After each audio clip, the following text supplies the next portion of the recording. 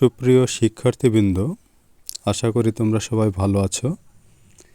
আজকে আমরা ৫ নং সমস্যার সমাধান নিয়ে আলোচনা করব। তো ৫ নং সমস্যায় বলা হয়েছে ৫ অঙ্কের ক্ষুদ্রতম সংখ্যা নির্ণয় করো যা ৩ দ্বারা বিভাজ্য। আমরা জানি ৫ অঙ্কের ক্ষুদ্রতম সংখ্যা হচ্ছে ১ এবং তার সাথে ৪টা শূন্য, অর্থাৎ ১০,০০০। কিন্তু ১০,০০০ সংখ্যাটি ৩ দ্বারা বিভাজ্য নয়, তাই ১০,০০০-এর পরবর্তী ক্ষুদ্রতম সংখ্যা ১০,০০১, যা ৩ দ্বারা বিভাজ্য নয়। তাই ১০,০০১-এর পরবর্তী সংখ্যা হচ্ছে ১০,০০২। এর ক্ষেত্রে আমরা বিভাজ্যতা যাচাই করে দেখি।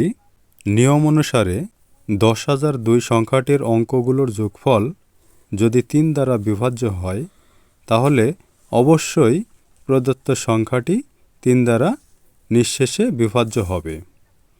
এবার দেখি ১০,০০২ সংখ্যাটির অঙ্কগুলোর যোগফল হচ্ছে ৩, যা ৩ দ্বারা বিভাজ্য।